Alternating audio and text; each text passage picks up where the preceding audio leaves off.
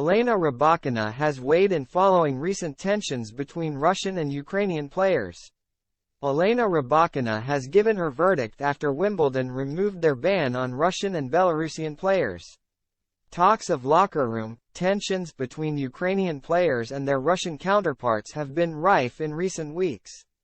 The Moscow-born Kazakh was quizzed over whether she had felt any animosity and shared her support for Russians competing as neutrals. Russian and Belarusian players recently got the green light to return to Wimbledon after being banned last year. The All England club confirmed that they could return under strict conditions and would need to sign a neutrality agreement.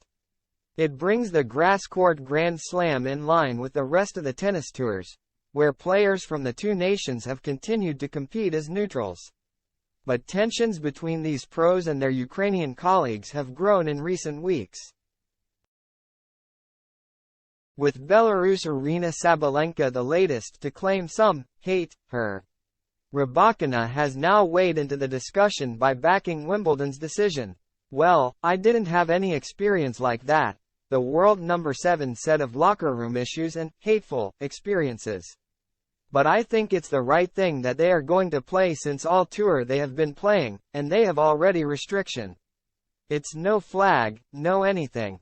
So I think that it's good to play for them, and everybody as a player wants to play in the biggest tournaments." The 23-year-old won her maiden Grand Slam title at SW19 last summer as she has represented Kazakhstan for 5 years despite being born in Moscow.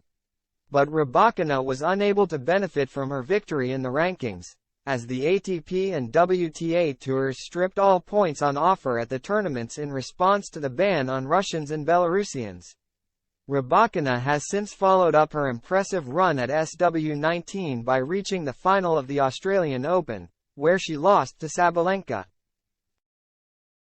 She then got revenge over the world number 2 by defeating her to win Indian Wells and went on to reach the final of Miami. The Kazakh came within one match of completing the Sunshine Double but lost to another former Wimbledon champion in Petra Kvitova, who won the Miami Open. Rybakina is now hoping to be fresh for the French Open after a series of deep runs in tournaments which has left her with little time to rest. "I mean, we tried to adjust to see how I am gonna do also the next few tournaments, and it's gonna be 1 week for me before French Open," she said of her schedule while competing in Stuttgart.